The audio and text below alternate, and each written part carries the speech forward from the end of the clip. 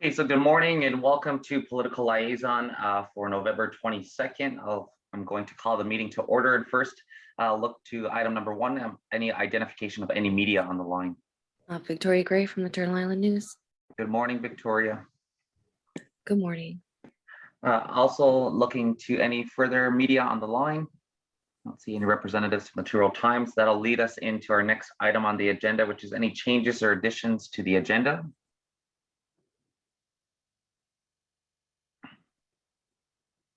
Okay, seeing or hearing none, then I'll look to a mover and seconder to adopt the Political Liaison agenda of November 22nd, moved by Michelle, seconder. Second by Sherry Lynn. Oh, thanks, Carrie. Are there any further questions or comments? Seeing or hearing none, all in favor? Any opposed? Seeing or hearing none, motion is carried.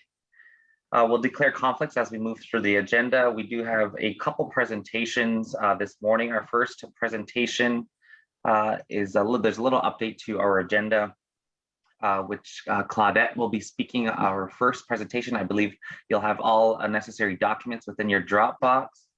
So with that being said, I will pass the floor and welcome Claudette to our Political Liaison meeting this morning.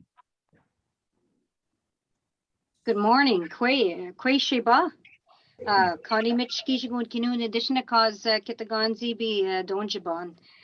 Good morning. I bring greetings on behalf of the homeland, my people's homeland, where I am at this moment, the Algonquin homeland. So thank you. I say thank you to Grand Chief Mark Hill and to the chiefs of us and the Six Nations community for inviting me into your meeting to provide an overview of the Maclean's Day School Settlement Corporation and our initiative called the Legacy Fund. I'm very pleased to be here with you, and I will not take up too much of your time because I know how busy you are as chief and council with your political agenda. I know because I sat on my band council for 3 terms, and every moment counts when you're in your political meeting. Every moment counts. So just to give you a background of the Maclean's Day School Settlement Corporation, we were born out of, we were established because of the Federal Indian Day School Class Settlement Agreement in 2019. So currently there are 3 board members, myself, and I'm also a day school survivor and a plaintiff of the class action. Chief Roger Augustine is a board member, and he is also a plaintiff in the class action, and he is a survivor. The 3rd board member is Dr. James Igliarti. He is a Nook. He is a residential school survivor, and he was appointed by the parties in agreement to have Dr. James, a retired court judge, to be part of the Maclean's Day School Corporation Board of Directors. The settlement composes of the claims for the survivors, and the second component of the claims is a legacy fund. This legacy fund is worth $200 million. This legacy fund is to support survivors of federally operated Indian day schools and their families. Although both components are under the same umbrella of the class action settlement, nevertheless, the corporation, we do not have any say, or we do have no mandate for the claims itself. All the survivors submit their claim to Deloitte. The court appointed Deloitte to administer the claims. However, we, the corporation, we have the mandate for the $200 million legacy fund. This legacy fund, it was created to support 4 primary areas: language and culture, healing and wellness, commemoration, and truth-telling. Some of you may know the late Gary McLean. He was the champion for justice, seeking that justice and advocating for justice for the Indian Day School survivors. And when the late Gary McLean, when he negotiated with the federal government to ensure that we would be honored and recognized. He advocated for this legacy fund. He saw that there was a need to support healing and wellness, language and culture, truth telling and commemoration, and this legacy fund must be survivor led. It is survivor oriented, survivor led. So we, the board, we said that in order to have a good process or the implementation of the legacy fund, it's important that we hear from the survivors. So the survivors would help the board to implement the legacy fund.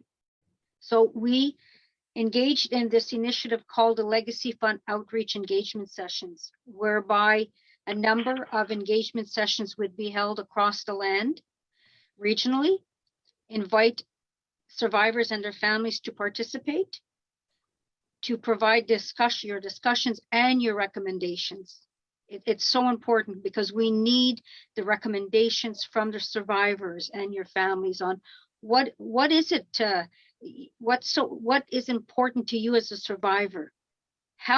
What kind of programs would you like to see in language and culture, healing and wellness, commemoration, truth telling?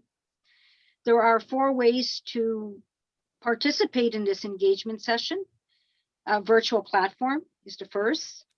And if you're unavailable or are not interested to participate in a virtual platform, you can participate through this online form, which is located on our website. You can take the form, print it, fill it out, or you can actually fill it out online. You can email us your feedback or mail us your feedback. We encourage the survivors to participate in any one of these, or even all of these. Even we have had some survivors who have participated in the first engagement session, and they also submitted an online form, and they also mailed us more information of what they would like to see. There are some guiding questions relating to the 4 key areas, and you can find that information on our website, the MDSSC. Well, actually, it's in long form called the McLean's Day School Settlement Corporation .ca. The virtual platform, the process is we bring everyone together. All the survivors are in a plenary. Our facilitator provides background information, and then we go into breakout sessions. There are 3 breakout sessions. Each session has a facilitator, and guiding questions are provided. However, they're guiding questions. We do encourage the survivors to delve into key areas, and perhaps maybe if a question is commemoration important to you? What kind of commemorations activities would you like? But perhaps the survivors may say the most important is healing and wellness, and this is what we'd like to see. They talk about the engagement sessions is not the platform to hear survivors, their stories, their lived experiences, because we don't have the supports in place for a virtual setting to hear lived experiences. We don't want to cause trigger or trauma any of the survivors. However, we do have mental health supports that are available at each of these sessions. Absolutely, we do. There will be time in the future whereby survivors will have an opportunity to share their personal stories or their lived experiences. So I encourage, I'm encouraging your community to participate in the engagement sessions. It's so important because I'm a firm believer that this has to be survivor-led. It has to be survivor-driven. And how are we going to implement this? We need your recommendations. We, the board, need your recommendations so we can develop those guidelines, the criteria, and the implementation process to get these funds out to the communities.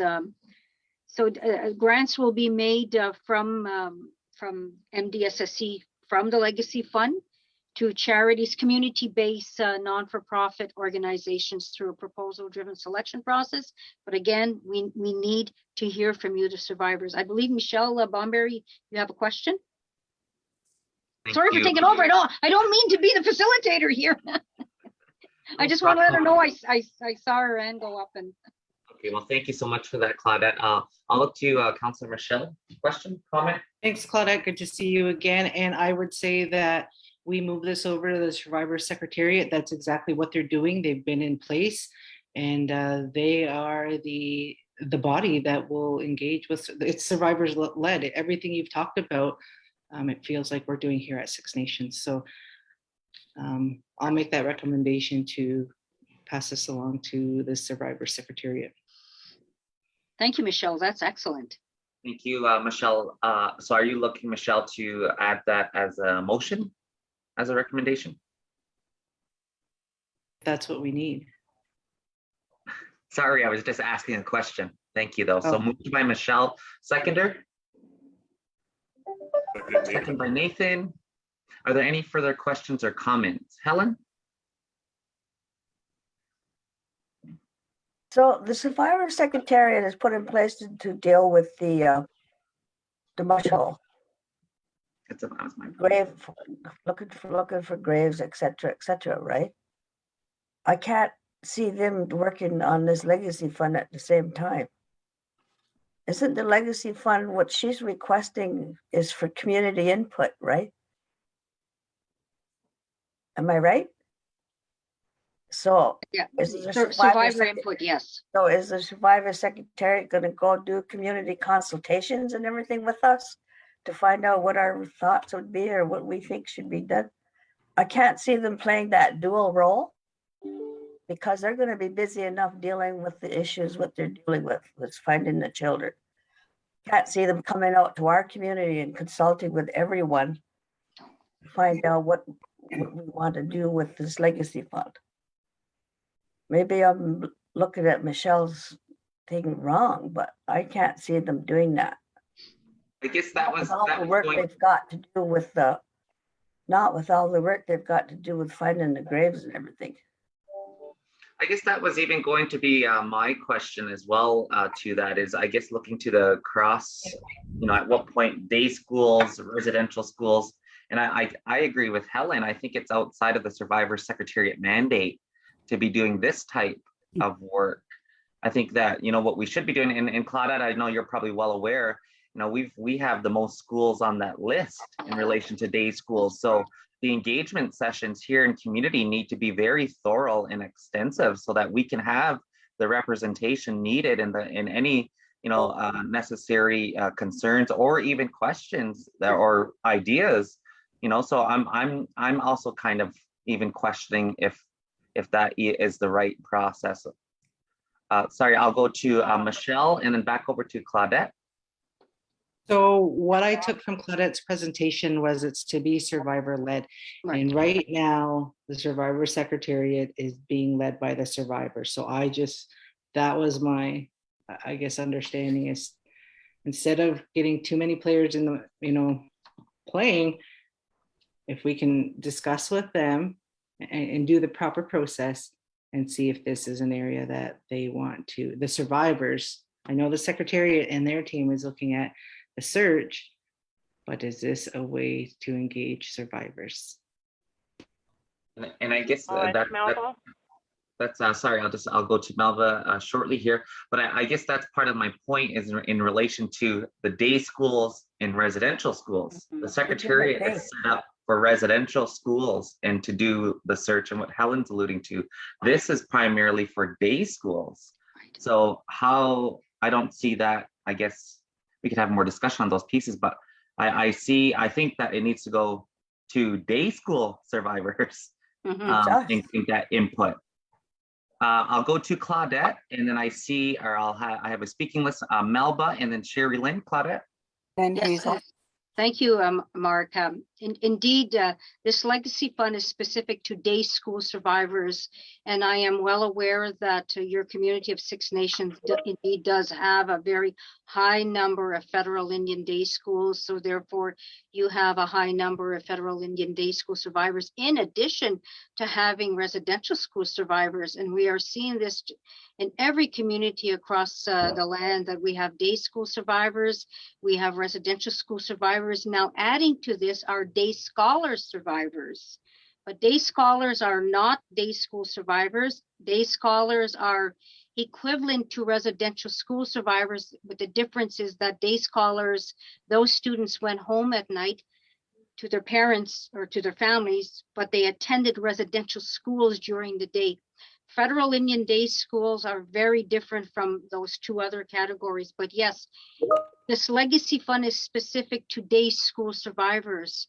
Now, what we are looking for, or what we're offering, is to ensure that your community of Six Nations is aware that there is an engagement process.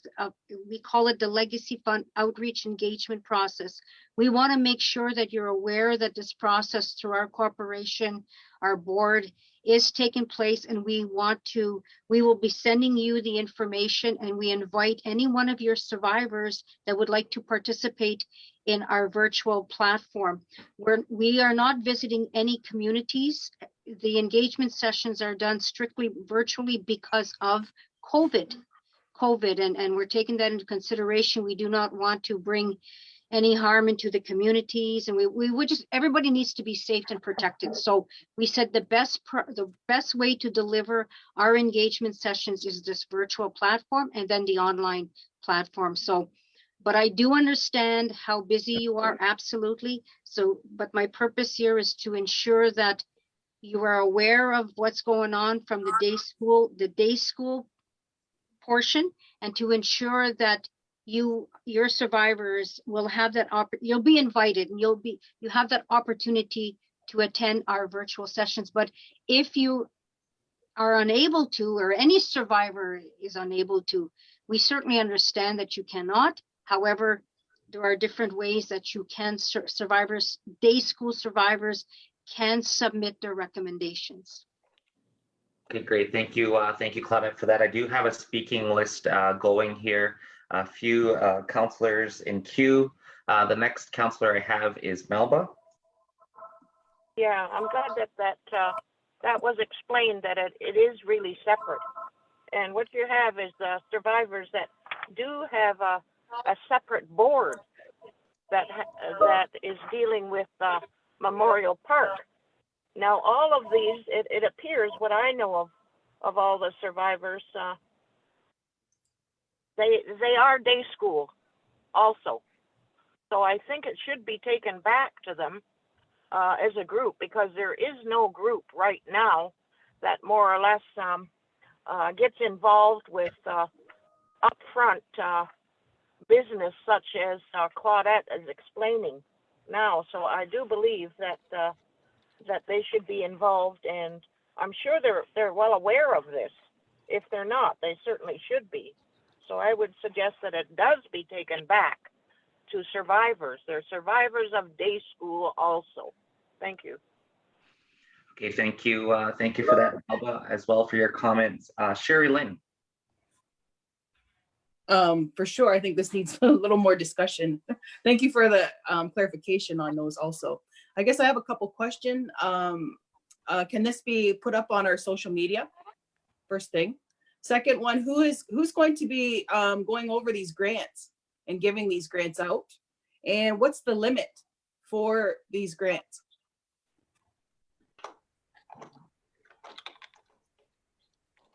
Okay, I'll go to Claudette for a response. Thanks. Good questions, Sherry Lynn. Absolutely. So the court, in the settlement agreement, the court set aside, yes, they approved the $200 million for the legacy fund. So they set aside $40 million specifically for language and culture. And they set aside $40 million specifically for commemoration. And the balance of the 200 million is at the discretion of the board, pursuant to discretion of the board, and how they want to distribute those monies. Now, what is the limit? We don't know what the limit is, and we don't know, and that's why it's so important that we need the survivors, your recommendations to tell us, okay, so what's the limit? And what are the parameters basically, right? And how soon we want to get this monies out as soon as possible, but we need to develop the criteria, the guidelines, and then the process. But we don't want to do this without the survivors. Definitely, the survivors are important.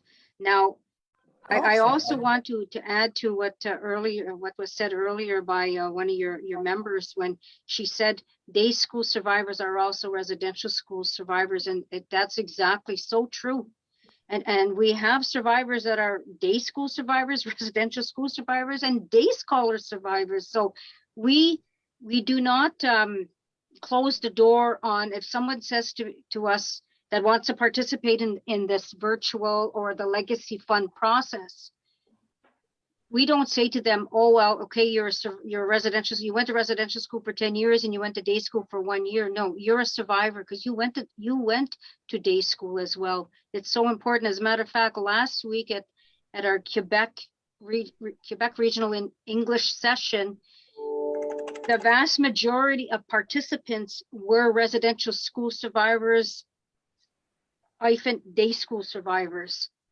So they came to participate and provide and some of them felt like, well, maybe I shouldn't be here because I went to residential school, but they also did go to day school, so they are survivors. So, okay, so I hope I answered your question though, Sherry, about the distribution and the value. Just I'll go to Sherry Lynn for a follow-up piece, but Claudette, just also too, who would be, I think there's one other piece of the question is who would be actually overlooking and then, looking to the applications. Okay, sorry about that. I knew there was about something here. There was 3 points here and I was forgetting one. Sorry. It's when you don't have coffee in the morning. Okay, so we will, the McLean's Day School Corporation, we're going to oversee this, but we need recommendations from the survivors also to tell us how to implement this. Yes, we will oversee this, but I'm hoping that we have that, we'll call it an advisory or a committee of survivors that certainly is going to be part of this. Again, it's all part and parcel to the recommendations that we seek from the survivors, the implementation of the legacy fund.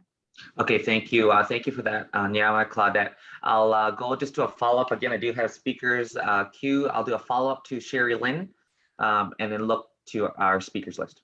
So I guess I'd like to know who's on the board, because if it's you or whatever, isn't that conflict? I would see it as conflict, but that's just me. Okay. The other thing I just wanted to add to that is it possible, since Six Nations has so many members that went to day school, is it possible to do our own, so like this event or whatever you're doing, to make sure that we are able to have a voice? So I know there's other ones that you need to do, but is it possible to do maybe a couple for Six Nations? Thank you.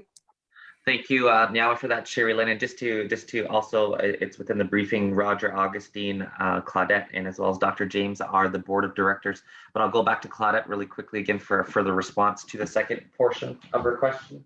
Yeah, okay, sorry, I just want to clarify my point, Sherry Lynn, is that we the board need recommendations from the survivors so we can develop the guidelines and the criteria, but then we're not going to actually deliver, because we'll bring on a team that's going to accept the proposal, the applications, and they will be the ones to decide. Okay, that's really important. But we as the board will have that fiduciary duty to ensure that the legacy fund will be implemented and distributed accordingly. And oh yes, now very good question you asked. Can you do your own? Now, one of the communities, another First Nations community that has a very large population of day school survivors, and many day schools were in their community, they have been holding their own internal their internal discussions on, day school survivors, what's needed. Now they're going back and taking this information about the legacy fund, and they're having their own internal meetings, and they are providing us with that information either through the online form or mailing us or emailing us. We're in contact with them. Okay, now, Claudette, again, I do have a number of speakers. I have Hazel, Nathan, and Helen in queue. I'll first now go to Hazel. I'll just pass right now, Mark. Thanks. Okay, thank you, Hazel. Nathan. Chief, and thanks, Claudette, for bringing this information forward. It's so important for a number of our survivors to look at ways to participate. And my only comments is I think we need to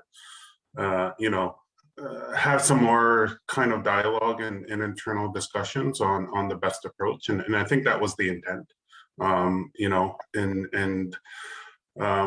for us to kind of deliberate on the spot. It really doesn't do it justice by way of our survivors. So Chief, I think that's my recommendation is a little bit more internal discussion, so we can place this in a respectful way and in the proper way, and also just conducive to Claudette's time and whatnot for this discussion in terms of timeline to get back, because I think we'd want to have our internal discussions and then get back to Claudette in a timely manner so we can get moving on this. Because at the end of the day, it's about the survivors, and I think we might be trying to get a little too fancy today with how to respond. So that would be my recommendation, Chief.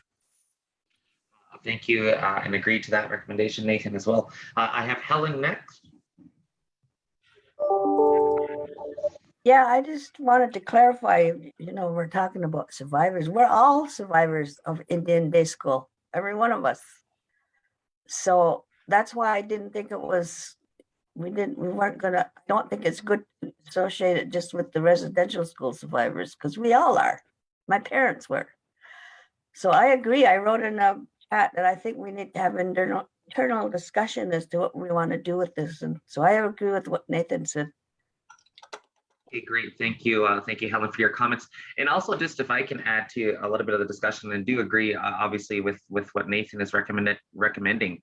But Claudette, and I know you're probably well aware of these items that I'm about to speak to, is in relation to when these type of funds come through, right? And the communities now have to put proposals together, and obviously with the settlement itself, and still working out those logistics, in terms of some of the concerns, even, to make sure that everybody who is eligible, and I know that this isn't your part of the puzzle here, but we want to make sure that, again, that everybody in our community is eligible applies before the deadline. That's the other piece to this, is making sure that we're getting all necessary information out to the community so that they have the necessary tools for them to be able to apply. So that's one part. But the other part that I wanted to focus on in relation to what you're bringing today is, and this is maybe more where we get into our own internal discussions, but we have, say, for example, the Language Commission, we have multiple language outlets here in community, but we need to, I would like to see a cohesive proposal as opposed to piecemeal. So if we could look to more as a large community, as the majority, a lot, we obviously had a lot of the day schools. I would like to see even in how we can, not work towards these types of proposals to compete, I guess, causes. I think that's another, if I can give you, I guess I'm sharing my input with you now on these pieces, is, how do we then look to these types of proposals without having to compete and then one is left out? How could we work to say, if you're in community and commemoration and language, we all know language and culture is important, we need to have a cohesive plan as to how we can get as many learners and language speakers as possible out of these types of funds. I just wanted to make those comments as well. Okay, Council, so I do have a motion on the floor. It's been moved and seconded, but I believe after this discussion, it's altered. And so I'm looking to the mover and seconder. to look to how to best proceed. Yeah, I'll withdraw so that we can have some further discussion. Thanks. Okay, thank you. Michelle, seconder. Thumbs up. Perfect. Okay, thank you. So what we'll do then is if I can get maybe a motion, Nathan, to your recommendation, if I could suggest that. Sure, Chief, I'll move that. Okay, perfect. Thank you for that. So moved by Nathan. Is there a seconder? Second by Helen. Are there any further questions or comments? Seeing or hearing none, all in favor? Favor. Any opposed? Seeing or hearing none, motion is carried. I just want to follow up with Helen really quickly. Just have one question. The 200 million, is that all across Canada? Yes. Okay. Okay, well, thank you again, Claudette, for joining us this morning. Again, it's very important information. We'll work with our team to get our next steps here, and you'll be hearing from Six Nations very soon. Well, thank you so much. I truly appreciate being invited in to come and meet you and speak to you about this legacy fund. It's nice to see you, Mark, and also nice to see Nathan, because I have not seen you guys in quite a while, and to meet your community members of your council. And I just want to end by saying I really appreciate what you said, Mark, when you talked about what's necessary is that the information and the tools. Now, is it going to be proposal? And I can tell you, as a First Nations person, I don't like proposals. I like work plans. That's so important, work plans. Now, if the survivors tell us, the survivors and their families, the communities tell us, move away from proposals, work plans. That's so important, right? And I don't have to tell you how your community does its job. You guys know, you're the experts, but yes, and another point you raised, rather than doing piecemeal or separating language, culture, commemoration, truth telling, it all works together. How can we have healing and wellness without language and culture? Because the language and culture has to be the foundation and the pillars of our healing and wellness programs. Commemoration, truth telling, that's all part of healing too as well.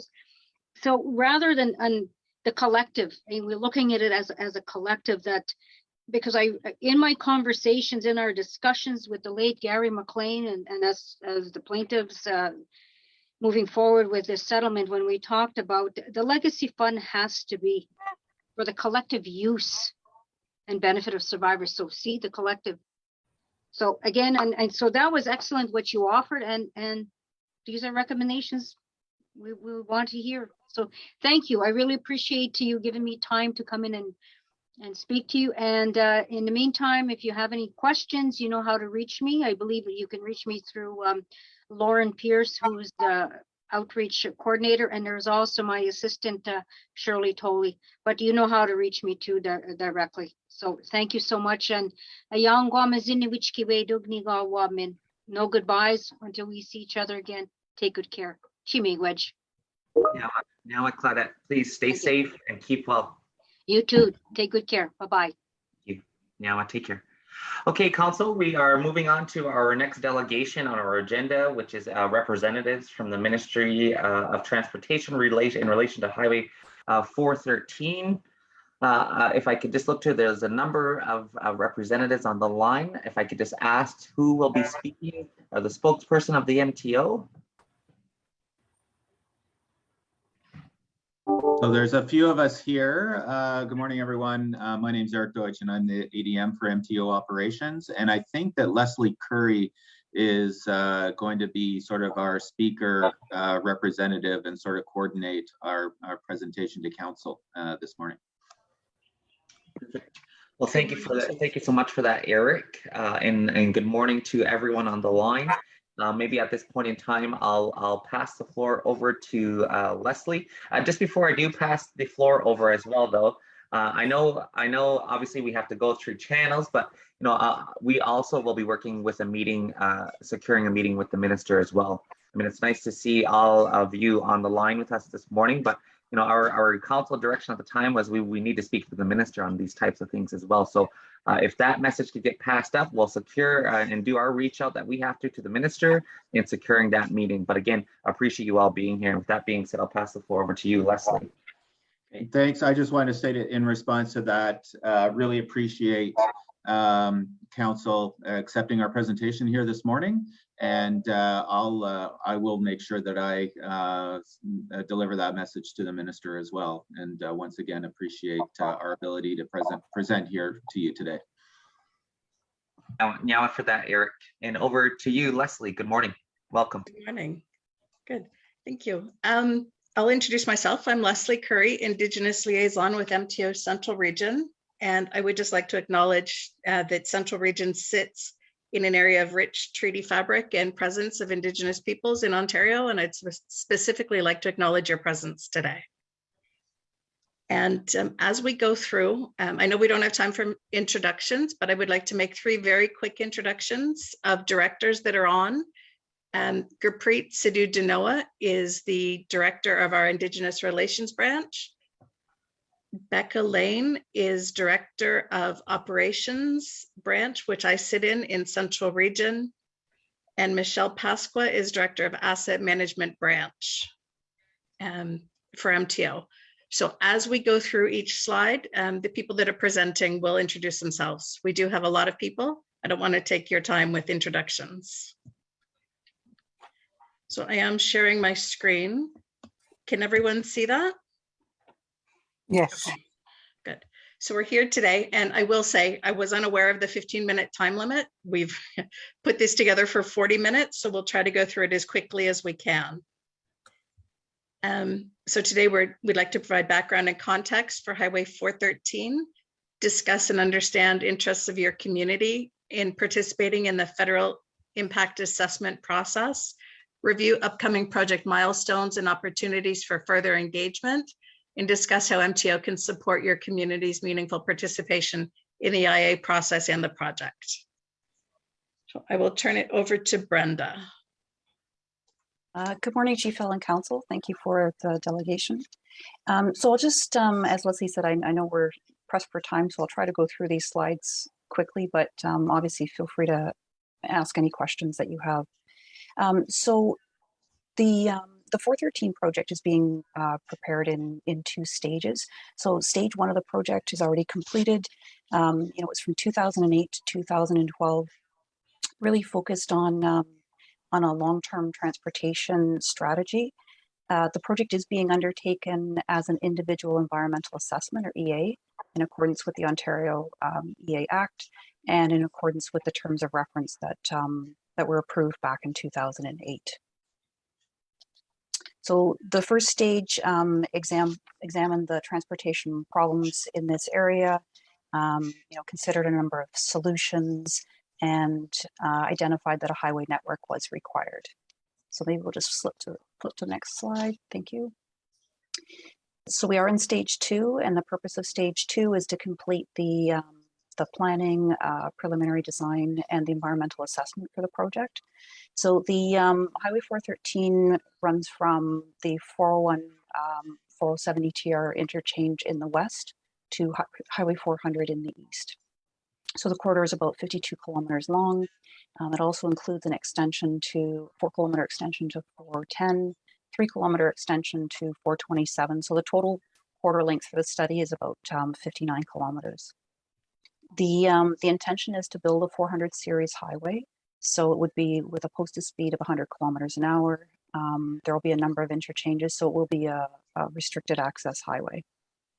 The other part of this corridor is the plan for a transit way. So it's exclusively for transit. Initially, it'll be for bus rapid transit, and then there's also the opportunity to build a light rail transit in the future if it's warranted. So flip to the next slide. The population demands that are forecasted for this area is really what's driving this highway. So, growth forecasts reflecting more people and jobs by 2041 and beyond. The expectation is by 2051 that the population of the Greater Golden Horseshoe is almost 15 million people, and employment growing to about 7 million jobs. Congestion already costs the Greater Toronto Area also about $11 billion a year in lost productivity.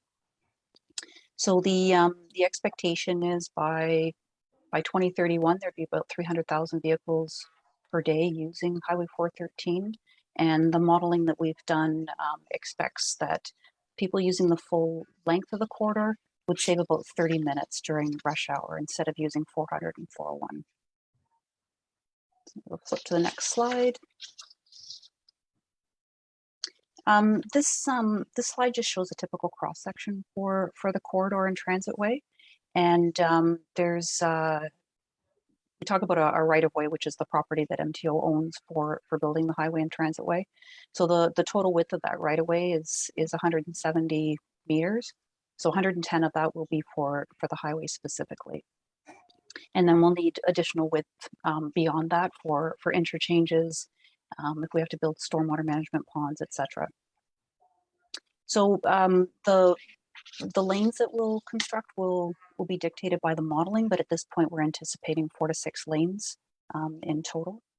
And the right of way we have is wide enough to accommodate for future widenings if needed. So next slide, please. This is a slide that just shows the cross section for the transitway. So as I mentioned, it'll be dedicated specifically for transit. Envisioned to be 2 lanes at this point, specifically for bus services, and they can run on an express service, and with flexibility to convert to light rail transit in the future as required. Next slide. There was a public information center. It was the second one that was held in the fall of 2019, and this is where the project team presented the technically preferred route and various interchange locations, as well as the draft 2019 focused analysis area. So the community event included details of the evaluation, received a lot of feedback, which was great, and that's being incorporated into the preliminary design. The preferred route was confirmed in August of 2020, as well as the focused analysis area. So this slide here shows the preferred route in yellow that was announced in August 2020. And it also shows like a wider band around it to provide some flexibility. So we're currently in the preliminary design phase. The route hasn't been completely confirmed yet. So there's still work to be done to do that. We'll continue to include feedback, and having this extra area around the preferred route provides us with the flexibility to do that. And the next slide. So this is the 2020 focused analysis area that was presented, or preferred back in 2020, I guess. So the corridor itself is in purple, and then that wider band around it again provides that flexibility. So as I said, we'll continue to refine the design, get feedback, and then once the alignment for the highway is identified and is finalized, then that broader area, all that land is released, so we won't need it anymore. And the final width of the corridor would be about 170 meters with additional width for interchanges. I think I'm passing it on to Catherine. Thank you, Catherine. No problem. Thank you, Brenda.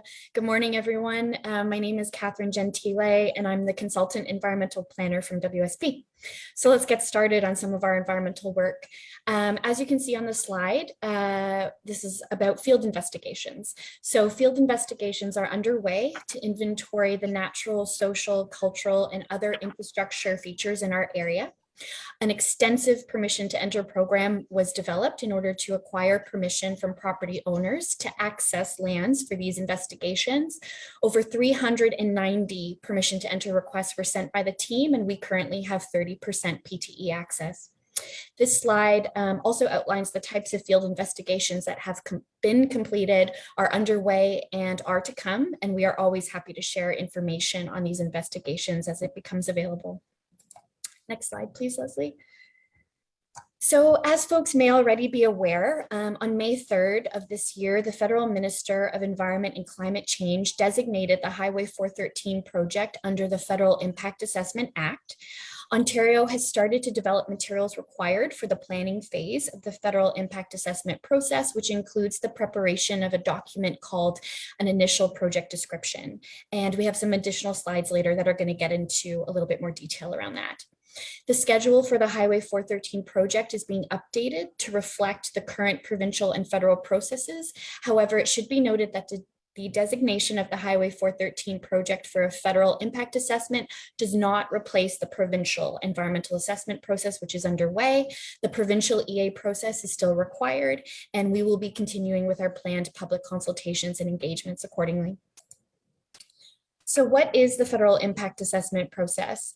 The federal impact assessment process was created as a planning and decision-making tool that is used to assess the environmental, economic, health, and social effects that proposed projects have, and to assess impacts to Indigenous groups and the rights of Indigenous peoples. The Impact Assessment Act sets out a potential 5-step process for assessing these impacts. Next slide, please, Leslie. Thank you. So why were we designated for a federal impact assessment? The federal impact assessment designation analysis report for the project noted that the agency is of the view that the project may cause adverse direct or incidental effects on the critical habitat of 3 species that are federally listed as species at risk on non-federal lands. And you can see them there on the slide. The Rapids club-tailed dragonfly, the western chorus frog, and the red-headed woodpecker. Our project team has undertaken ecological investigations to date to record these species. We have only recorded observations of Rapids clubtail and western chorus frog within our study area at various locations, and we have had no observations of red-headed woodpecker. These species were considered in the route evaluation process in accordance with their provincial status under the Endangered Species Act, which is noted on the slide there. Additional analysis and fieldwork is required to understand the potential effects on these species and to help develop avoidance, mitigation, and offsetting measures to address these effects where that's feasible. Avoidance is always our first priority. So before I review the 5 phases that you can see on the slide there, it is worth noting that these are the Impact Assessment Agency of Canada's slides and graphics. And we recognize that 6 Nations told us at our last meeting that they are not an Indigenous group, but rather as indicated on IX slides, they are rather a nation. So just wanted to start with that up front. So we as a team are currently in the pre-planning phase. So we're not on the chart yet, we're in phase 0. And we are currently undertaking the work required to submit an initial project description to the agency, which is required to step into phase 1. And that will help the agency determine if a federal impact assessment is required. If a project requires a federal impact assessment, then phases 2 to 5 are undertaken. Specifically in terms of Indigenous participation, there are statutory obligations under the Impact Assessment Act, and at every stage there is a duty to consult and where appropriate, accommodate. Meaningful participation means having information and capacity to participate in an informed way and being able to inform and influence decision-making. So the next slide provides a detailed breakdown of phase 1 for you. I'll try to go through it quickly. It is fairly detailed. Our first step, as mentioned previously, is to draft the IPD, or the initial project description. We intend to have our IPD submitted to the Impact Assessment Agency of Canada in early 2022, and where it will then be reviewed over 10 days for completeness. Once the agency accepts the IPD, it moves into the formal federal engagement step of this phase. The agency would then post it to the Canadian Impact Assessment Registry, initiating the opportunity for comment on the project. After the close of the comment period, the agency will submit something called a summary of issues within 10 days. The summary of issues, as implied by the name, will reflect what was heard and informs the proponent, agency, federal authorities, and other jurisdictions of the key concerns and issues of interest to Indigenous groups and the public. It's worth noting that the issues summarized are not limited to those in federal jurisdiction or within the care and control of the proponent, so they can cover the wide gambit of issues. It is then up to the proponent to submit something called a detailed project description, or DPD, which includes response to the summary of issues. We intend to submit our DPD later in 2022. Following the submission of the DPD, the agency will determine if an impact assessment is required, and if it is, the Highway 413 project would continue through the remaining 4 phases of the process. The next slide just presents what's typically within an IPD and what we're currently preparing. The IPD is going to cover things like the consultation engagement undertaken by our project team to date, the need for the project, potential alternatives, existing and future conditions, and all of the studies being undertaken as a part of the project. The later submitted detailed project description will be further detailed as noted on the slide. Information for the IPD was collected from government websites and the Aboriginal Treaty Rights Information System and previous consultation engagement activities. The IPD will be continually informed through community engagement and input like today's meeting, and the project is actively engaging and consulting with all potentially affected communities. And now I'm going to hand it over to Britta, who's going to help review the new technical studies underway. Britta. Thanks, Catherine. Hi, everybody. My name is Britta Petkowski, and I'm the consultant, consultation, and engagement lead for the project. So as Catherine mentioned, we are still conducting the provincial environmental assessment, but now that we are federally designated, there's some new requirements that we have and we're adding into our study. And those fall into 3 different areas. We're adding in a socioeconomics assessment, and this includes GBA plus, or gender-based analysis plus. We have some enhancements to greenhouse gas emissions analysis, and we're adding in a cumulative effects assessment. So I'll just briefly touch on those 3 so you have a good understanding of what we're adding into the provincial environmental assessment to help meet the federal requirements. Maybe I'll start with greenhouse gas emissions. Potential adverse effects of the project due to greenhouse gas emissions may occur primarily from exhaust emissions, and this is from vehicles during project construction, maintenance, as well as during operations of the highway and transit way. So an air quality impact assessment is already being conducted for the provincial environmental assessment, and this will predict the cumulative concentration of various contaminants of concern due to the operation of the project. And that's the key thing here. The provincial assessment focuses on the operational phase, and the results are going to be compared to the provincial criteria and the federal standards. And mitigation may be warranted if provincial or federal air quality criteria or standards are exceeded. But now, to align with the federal requirements, the work plan is going to be enhanced, and we're also now going to look at the construction-related greenhouse gas emissions. So now we will both cover the operational and construction phases. MTO is also going to be developing a human health impact scoping report, and this is going to inform the need for further study. So if we need to do a human health risk assessment or a screening level human health risk assessment, the findings of the air quality assessment are going to be used to assess, mitigate, and monitor potential adverse effects on human health resulting from changes to air quality. So the next study that we're adding into our scope of work is a socioeconomics analysis. So social, economic, and health studies are being conducted for the 10 municipalities that are within our study area. We've got 3 regional municipalities, Halton, Peel, and York, and 7 lower tier municipalities.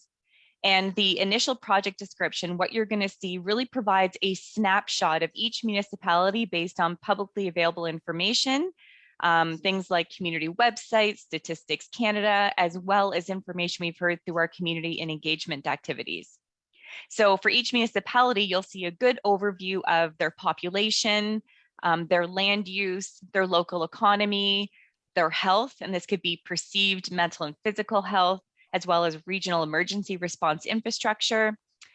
We have a section that covers culture and heritage, as well as Indigenous rights and title. We recognize that this project has a potential to cause social, economic, and health effects on the municipalities it crosses, as well as the people that live on the land. So additional studies are going to be undertaken to best understand the extent of these effects and to develop mitigation measures that will either minimize or negate those effects. And in addition to this, I mentioned that we're going to be undertaking a gender-based analysis. And this is going to be undertaken to determine what impact may occur to vulnerable and marginalized populations. And this can include, women, youth, seniors, LGBTQ+ people, minorities, people with disabilities, and could include Indigenous peoples and nations as well. So if you're not quite sure what a GBA+ analysis is, it's really a systematic way to break down how different populations may experience a project. So in our case, how are these vulnerable and marginalized populations going to experience road construction that spans 10 municipalities? And the lens is not limited to women as the word gender applies. It really has been expanded to all groups who may be vulnerable or at risk in response to the project. It's really a way of looking at how smaller groups who could easily fall through the cracks, how they may be impacted by the project. So MTO really welcomes your comments regarding the project and how you see it impacting social, economic, and health in your community. This is really just the start of this socioeconomic analysis. So we have a lot of work to do down the road. And the framework really is going to be shaped by the input we can receive from you. So we would really like to work together to understand the issues and concerns you may have, and then we can include that in the framework going forward.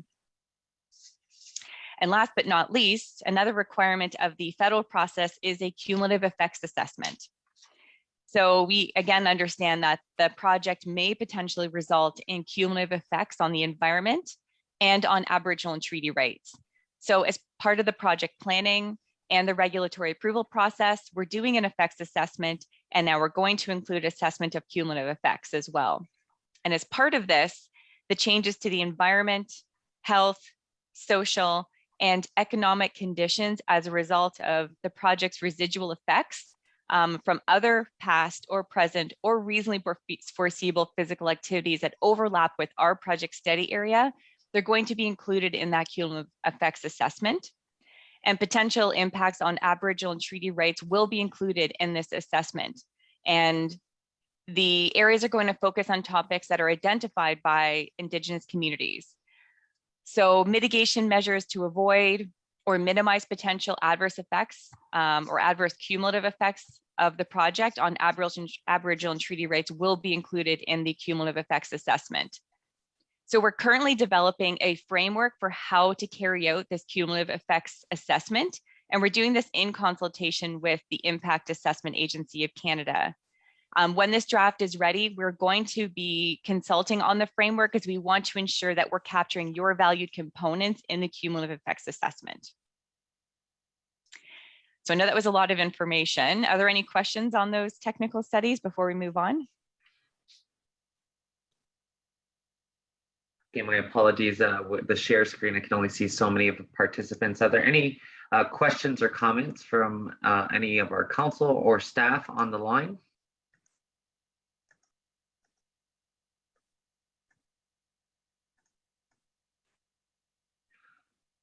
Okay, I'm not seeing or hearing none, so I'll pass the floor back. Okay, thanks. So I'm going to pass it on to Chris Barber from MTO. Thanks, Britta. Good morning, everyone. I'm one of the environmental planners here at MTO on the Highway 413 project. I just wanted to run through our understanding of the key issues and interests raised by Indigenous communities, which include interest in participation in natural environment and archaeological fieldwork as community field liaisons, archaeological concerns from ground disturbance, concern regarding potential impacts to Aboriginal and treaty rights and traditional gathering and harvesting, interest in the protection of the natural environment, including species at risk, and concern about cumulative effects of the project. Next slide. Our understanding of Six Nation of the Grand River Elected Council CAP team's comments include an interest in being involved in the federal impact assessment process and to have reports sent with executive summaries followed by a technical meeting to review the reports. We note the previous request to have regular monthly meetings about the study, as well as the interest in having archaeological community field liaisons present during stage 2 archaeological assessment fieldwork. We hope to commence stage 2 fieldwork in 2022 and will be in touch with the CAP team to arrange for participation of the community field liaisons. We want to reaffirm commitment to funding meeting costs, and we are continuing to work out the details and will bring some CAP team for discussion in the near future. At this time, I wanted to ask if there's anything else anyone would like to add.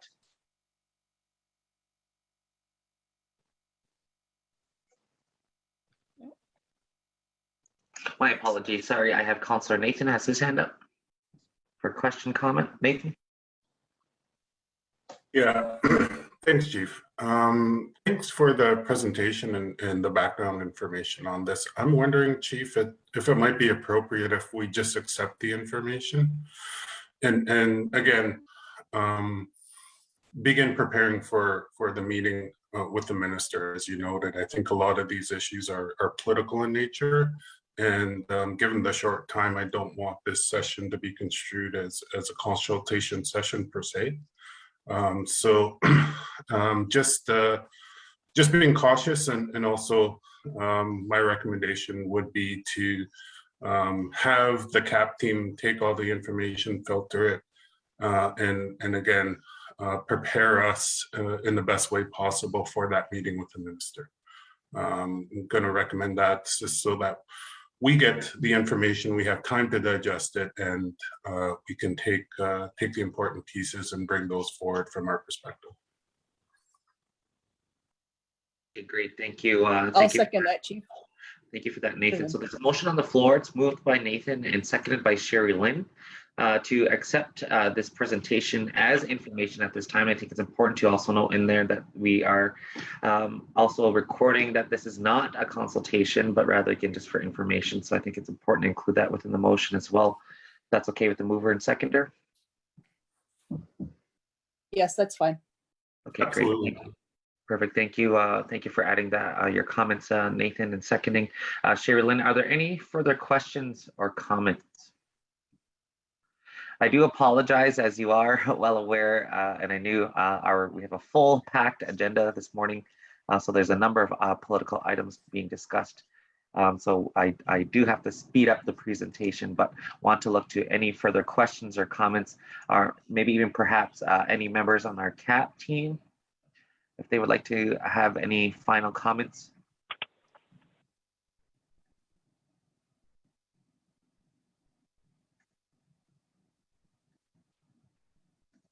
I see Phil has his hand up.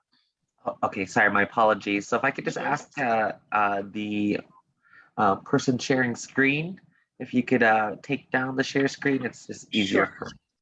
Please and thank you, appreciate that. And I'll go to Phil. Over to you, Phil. Okay, thank you. Yes, we have been meeting with them and exchanging a lot of information and questioning them. Of course, the environmental, the endangered species, cumulative effects on our rights. So, you know, we've got a long ways to go on these studies. But I guess one of the issues are the socioeconomic study that's undergoing, you know, after, well, just from experience from the 407, I mean, the point is we get marginalized when our people can't afford to go on these highways if it's going to be turned into a toll road. We have yet to get a definition on and clarification on that issue as well. So there's a lot of work to be to undertake here, and I totally agree with what Nathan's proposed, that we go through this and study more. Thank you. Thank you. Now, Phil, for those comments. Robin. Yeah, I just want to reiterate to both the council and to the MTO that I'm very, very concerned about the environmental impact that this project is going to have, and that, you know, it's a huge monetary cost for a 30-minute saving. And exactly as Phil just said, like, who is going to be able to use this highway? And I thought I heard somebody say earlier today that it was a restricted access highway. And that has not been conveyed to the CAP team previous to today. So does that mean that it is a toll highway? And if it is a toll highway, that's not acceptable either. Thank you. Do you mind if I jump in, Robin? Sorry, it's Brenda Liegler, and I forgot to introduce myself at the beginning of the presentation. I'm manager of the Major Planning and Innovations Office that's responsible for the project. So I should have explained that term restricted access highway. What it means is, so all of our freeways access is only by interchanges versus side roads, level crossings, things like that. That's what I meant by a restricted access. So it doesn't mean that it's going to be tolled. Okay. It doesn't mean anything like that. So my apologies for not explaining that term, but thank you for asking. Okay, thank you. Thank you, Robin and Brenda. And also just to know, as well as as you're probably all well aware, my November 18th letter sent to the minister in relation to how we come in late into the game. I think that needs to change as well. Like there's so many things. I mean, that within a project that happens, and then we're the afterthought. Now that's not what the duty of consultant means, and so I think that's something that also needs to be taken away from this meeting. Is when these types of projects are started in the very early stages, we need to be involved in those stages rather sooner than later. Are there any further questions or comments? No, I'll just reply to that comment, Chief Hill. I know there's been a little bit of change in the CAP team and in council. We have been meeting on this project since 2008 with the CAP team as it's progressed. And again, just a very brief explanation. We're still in the Environmental Assessment Act. Then there is preliminary design, then there is detailed design, then there is construction. So we are still very early in the process. We do want your input, and we hope to receive as much information as we can get in the future. Thank you, Leslie. Now I really appreciate that, your comments. And again, always just wanting to make sure that we're up front and center with what exactly we mean. So I do really appreciate that. Great, 100%. Thank you. Thank you. Yeah.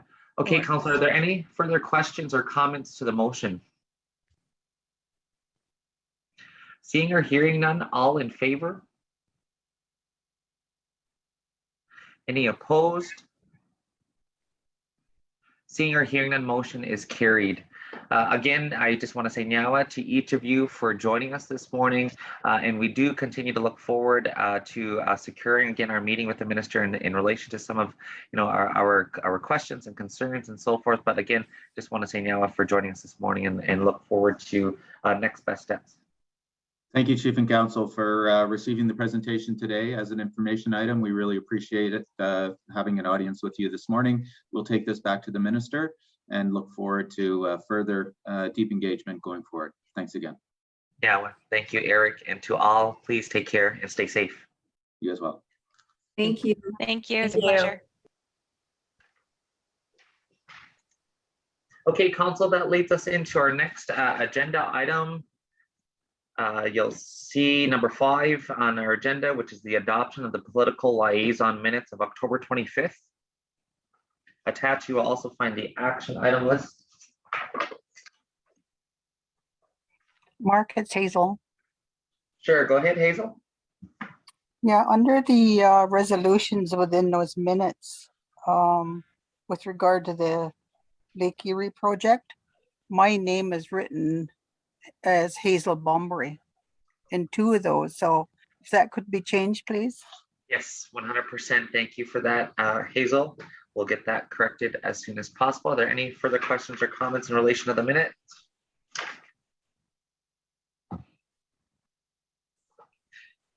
Okay, seeing or hearing none, is there a motion to accept the minutes? Mover and seconder. I'll move, Mark. Moved by Hazel, seconded by Sherry Lynn. Are there any further questions or comments? Seeing or hearing none, motion is carried. And just really quickly, just to take a glance at the action item list, there's a few completed items and some still in progress. We'll talk a little bit more on the ATR process in relation to that and what was brought up at the Chiefs conference last week, as well as the collaborative table on enforcement and prosecution. So we're still working, and I believe they were with Robin as well on relation to that was sent, I guess, in relation to the first action item with the Minister of Municipal Affairs and Housing in regards to the outlining the lack of consultation on that. And also the post-secondary funding. So we'll still continue to provide further updates. There are a few more items that need to be added to this list, so we'll look to even furthering this action item list. Are there any questions in relation to that list?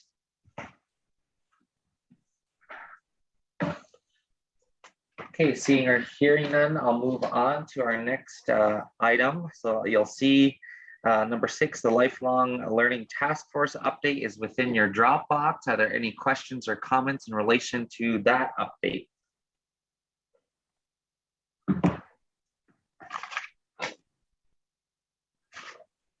I also just wanted to note really quickly, Councillor Audrey Paulus-Bombury will be on bereavement leave this week, so she's unable to join us this morning. And always, again, sending her and her family our sincere condolences.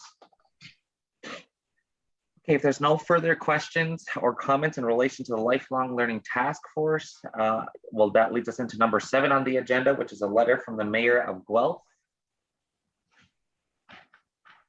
So I wanted to bring this item up, and I'll just read it. It's very short. From Cam Guthrie, who is the Mayor of Guelph. It reads, Dear Chief Hill, I'm reaching out to request a meeting with you with the goals of sharing information and opening lines of communication between the City of Guelph and Six Nations of the Grand River. The City of Guelph is committed to a journey of learning, understanding, and reconciliation alongside Indigenous communities, and in that spirit, I am hoping to begin an ongoing dialogue with you about topics of mutual interest, especially as we prepare for 2022 and the upcoming provincial election. I would be happy to travel to Six Nations at your convenience, and city staff will contact your office to coordinate a date and time. So I just thought I'd bring this item forward and just really quickly provide an update in relation to some of our, I guess, outreach we're having to our neighboring communities. Had a great lunch meeting last week with Mayor Davis, the City of Brantford, as well as Mayor Bailey in the County of Brant. Furthering that further reach out as well. I know, Helen, when you had attended the Remembrance Day, you know, we need to do, there's really a lot of concerns as well with Credit First Nation. I think it's important to open even more lines of communication with Credit. And so continuing to do this work, and this is even, I guess, even more so of how we need to just really have our relationships with our neighboring communities. So I will be looking to schedule this with the mayor and council so that we can do really just a meet and greet and introductory, and then start to get some action out of these meetings as well, and to start to discuss some of the concerns as well as opportunities. And I think it's important that we maintain these types of relationships as we move forward. So just thought I'd bring that forward to council. Is there any questions or comments in relation to this letter or any of the update I just spoke to in relation to relationships? Sherilyn?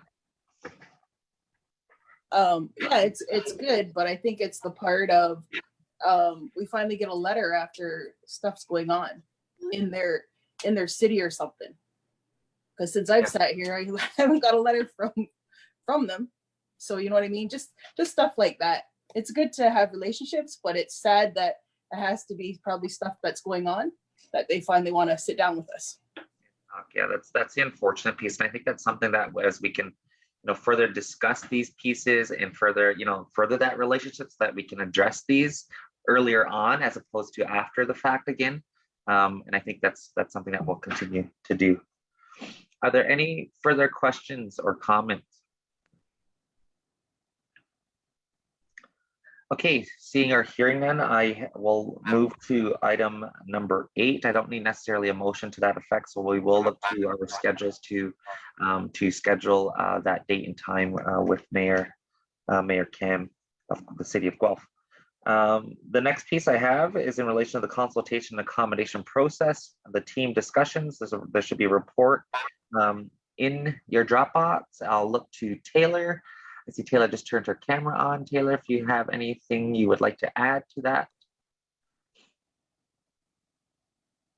No, I think Robin's summary pretty much summarized the last month since the last Brook Liaison meeting. And then obviously the GTOS was one of them, which was, they came here today. And I think she's included everything that the CAP team as a whole has done. It doesn't include what the archaeology supervisor, she has separate archaeology meetings, such as with the survivor secretariat and different burial meetings. Those are included because that is just her and not the CAP team as a whole. Okay, perfect. Thank you for that, Taylor. Looking to any further questions or comments in relation to that report, Helen? Yeah, my comments not relation to the report, but my comments relation to the Ministry of Transportation presentation. I think it would be good for in the future when we have these kinds of presentations that the CAP team would provide a summary to us prior to the meeting to let us know what all they've been doing, the different meetings they've had, etc. Like Robin said, they've been meeting with this project since 2008. And I'm sure Lonnie has mentioned about it to council over that 12 years, you know, mentioned it to council when he does his report and everything, but I would, because it's been so long, to me, it would be good for us if prior to a presentation like that, if the CAP team would do a summary of their meetings and what they've done with these different projects, just so that we know the background a little bit of what's been going on. Because I know she identified there's new councils, and there's, over the 12 years, there's been three councils, 3 chiefs. So, you know, just to keep us in the loop from council to council, so to speak. That way we're not kind of sitting in the dark. I didn't remember this project since 2000. I've been sitting here since 2008, but I didn't remember this project other than currently. So, and I know Lonnie always came and to report it to council, and we've been meeting with this person, these people, but there's so many projects over those 12 years, you know, it's hard to remember them all. So I think that might be a good idea in future for who's ever doing the agenda when something comes up like this, to ask for a summary of any meetings or whatever that CAP has had with them, just to keep us up in the loop. Definitely. Thank you, Helen, for that suggestion, and totally agree. I do have a couple speakers. Next, I have Nathan, and then Robin has her hand up. Nathan, you have the floor. Thanks, Chief, and thanks, Helen, for bringing that up. My comments were going to be very similar to yours around the information flow. And it's not a criticism, but I think what would be helpful is kind of a depository of, lack of a better term, projects, right? So that, you know, as council, we can head into a place, a portal, you know, Dropbox, where a summary of all of the current projects are being updated, so we can correspond that with the reports. So we're getting the reports on the activities on a monthly basis, but if I have further questions, I should be able to go into a Dropbox and click on that project to see that the historic piece, the summary, so that we know, hey, you know, in different forms, this particular project has come forward to council since 2008. Because I think also just on the government side, they were being really disingenuous about that project, because, you know, it's been phrased 400 different ways since 2008. And so I think that would be helpful around the information flow, because you guys already have the information. It's already provided in a summary. It's just we don't have access to it. So it would be helpful to correspond the updates that are provided to us on a monthly basis with a more deep access to material, wherever that may be. So just hopefully some helpful suggestions going forward. Definitely, and again, this is all a really good conversation in terms of these suggestions, and really, you know, look to how we can, again, just all be further on the same page on these pieces as well. Robin?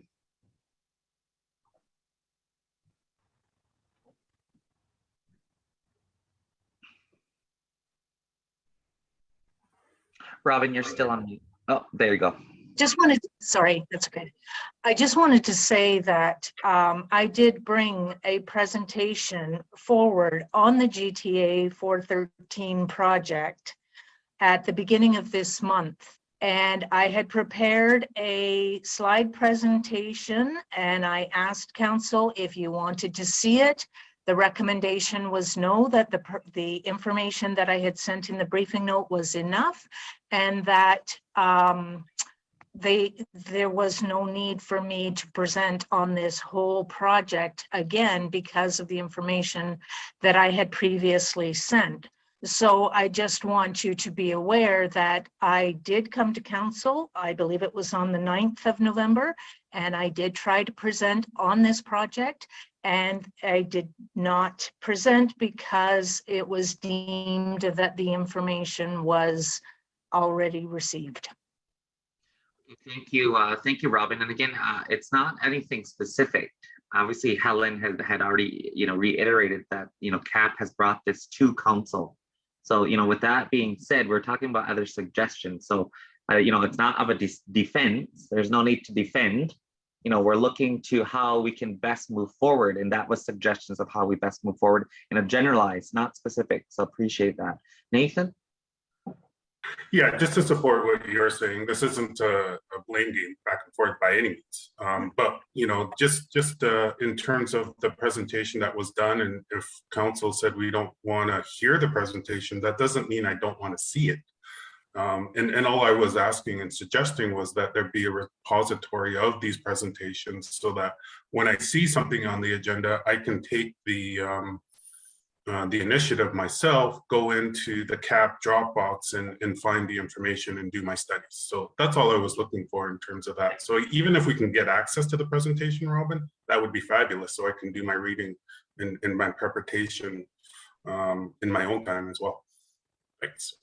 And I agree with that, Nathan. I think and that's part of the reason as well why we've continued, or will look to, continue to add these team discussions on our Dropbox, right? So that we can continue to keep updated as best as we can. As we do know, in Helen's comments again, there's so many projects on the go.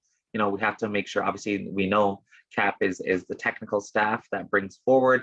Obviously, then to the decision-making table ourselves as council. And so again, this is all good moving forward. So appreciate that. Okay, I'm moving on now to the next piece. Sorry, Robin. Can I just ask a question? Sorry, can I just ask a question about that before we move on? I don't have access, I don't know how to give you access to the Dropbox. So if somebody could forward that information to me, because I don't have access to where do you want me to put it is basically what I'm asking, because I usually just send an agenda to Teresa, and so just let me know where you would like me to put it and I would be happy to do that. Sounds great. Thanks so much, Robin. Okay, council, I'm moving on to the next item, which is the Chiefs of Ontario restructuring. I know, Nathan, that you had requested this be on the agenda as an item. There's a few pieces that I can even further add. I think that it just gives a glaring example of the whole restructure process from last week's Chiefs Assembly. But with that being said, I'll pause there and pass the floor over to yourself, Nathan, to introduce this item. Thank you.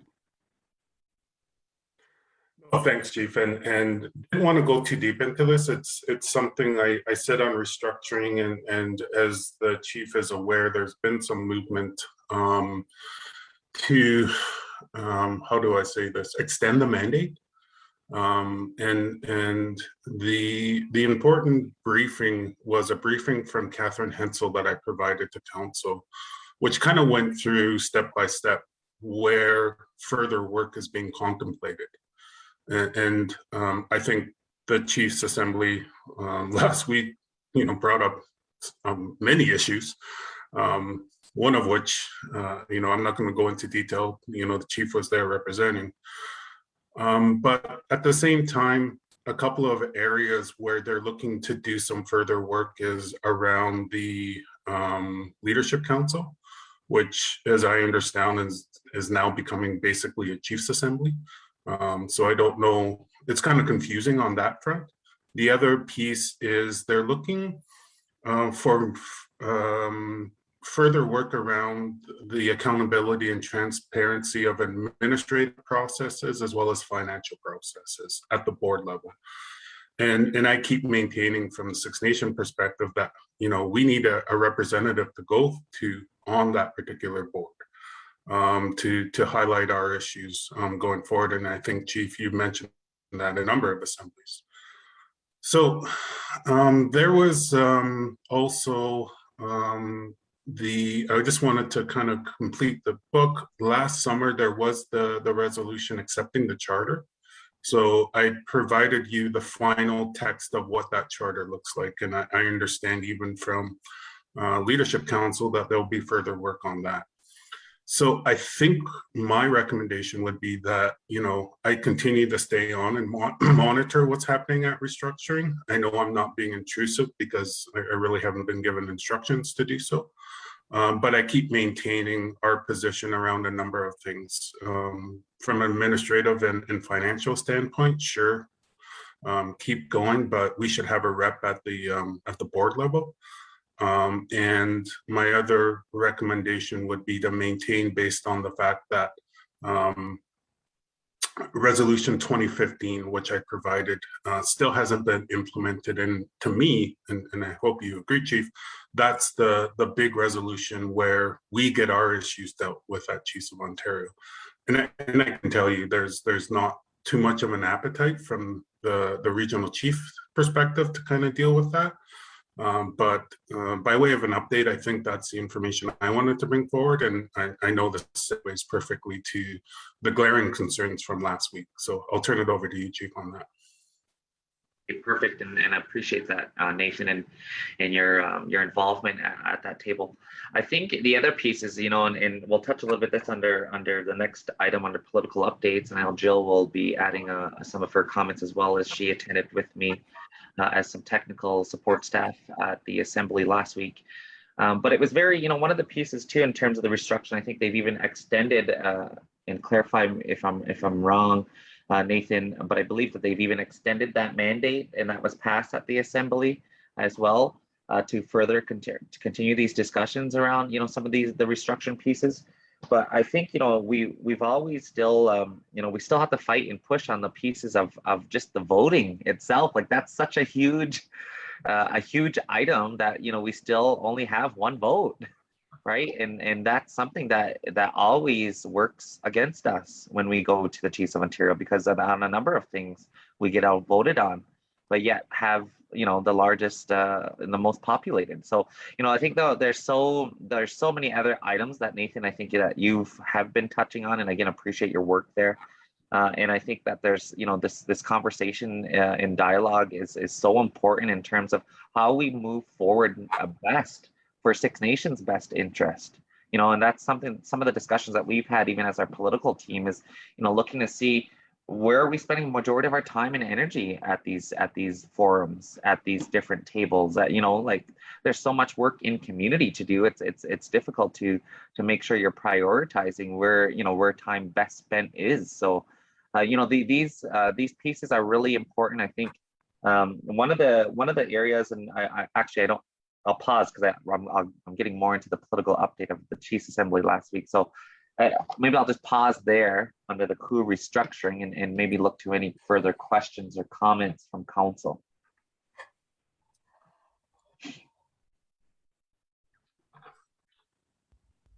Okay, seeing or hearing none again, and Nathan, and I'm sure we'll get into more discussion on our next item here, but just if I do appreciate if you can maintain, you know, yourself being involved at that table. If there's anything needed from assistance from our office here, please, by all means, just let us know, and we'll continue to keep monitoring as this progresses.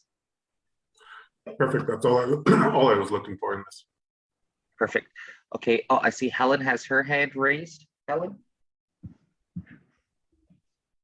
Yeah, over the years, I know Six Nations has always been trying to have more than one vote. What is the reasoning why they won't accept Six Nations to have more than one vote? We should have 6 votes at least, because we're representing 6 nations. Although if you really look at it, we're doing 13, but at least 6 votes. What is the reasoning why they don't give 6 nations 6 votes? I mean, I have my own personal Maybe Nathan. thoughts. Well, I'm that thinking think maybe is- Nathan knows. Yeah, I have my own personal thoughts on the reason, but maybe I'll shift over to Nathan. Nathan? What has it been over the years?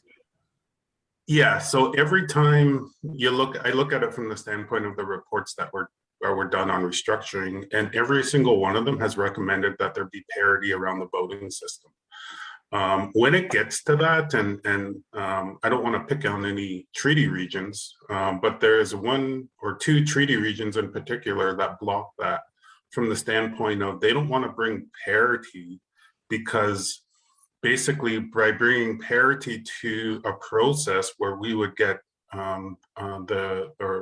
appropriate number of votes based on our population, that's going to put them at a severe disadvantage going forward. They perceive that. Treaty 3, and I think the best evidence, and I know, Chief, you're probably going to get into this in Europe, was the post-secondary discussion, where, had we had the appropriate votes, it likely wouldn't have been an issue and we would have moved forward. But at the same time, they, particularly in Treaty 3 region, they basically just wanted to prevent a good initiative going forward from a support standpoint because they didn't read the briefing. That's the way I read it as I was watching it. So I think it is, to that direct point, Helen, it's the fact that they don't want to bring parity to a process because they perceive that we're just going to run roughshod on 6 nations on all these decisions going forward, where that's certainly not the case. It's about having, a process in place where we're representing, the people that we have to represent based on the numbers. And we all know the fact that we have such a large population, we actually would bring parity to a number of those initiatives that NAN are doing, that Treaty 3 are doing. So it's that issue. And I think everything is contained in recommendation 2015, where we can actually start doing a lot of that work, but it's being blocked. So it's around the parity issue, and communities just don't want to give up money. That's the. Can I have a secondary comment, Mark? So maybe that's the plan that we need, is to get away from population. We should be pushing our vote on the basis of we have 6 nations in our community. The Crees all have a vote. The Ojibways all have a vote. The Mohawks all have a vote. We have 6 nations. So those 6 nations should all have a vote. I think we need to get away from population and start pushing that more than, because we're never going to get fairness through population. But the 6 nations that we have in our community, they should all be represented in our vote. So we should have 6 votes. Doesn't matter how much our population is. All the other nations have votes. It's only our 6 nations that don't have votes. So we need to start pushing from that perspective, I think, as opposed to population, because we'll never get population. Anyway, those are my comments. Yeah, you raise a good point. And I think it's getting back to that really the drawing board here in our strategy from where we currently are at this point. But yeah, I agree with you, Helen. I think it's something that we need to re-strategize and look to. I see Wendy has her hand up as well. Hi, can you hear me? Yes. So I think there's issues with this overall. I mean, I really like, what Nathan is saying, and I agree wholeheartedly with Helen.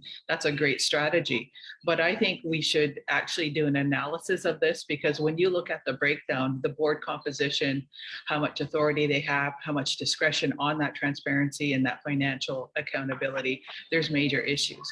When I read the changes that have been brought forward by Catherine Hensel, it looks to the Leadership Council and all onus on, all focus on them, but there's nothing back to the board. So they have that ultimate authority, if you will. So, but with the Leadership Council, it's also limiting because it looks at the conduct with committees. You can't interfere with committees, and everything about coup is political advocacy. So absolutely, there should be involvement, even conduct at the national level. So I think it's time to take a look at this. What is the actual intent? What is the outcome? Because it seems like it's narrowing the ability of leadership to even participate and be in those tables. So I think going back and maybe challenging back on why this is going in this direction. Thanks. Yeah, I think definitely great, good comments. And it's true. I think we have to, and I know Jill has been working on this file for some months, and we'll be providing a report very soon.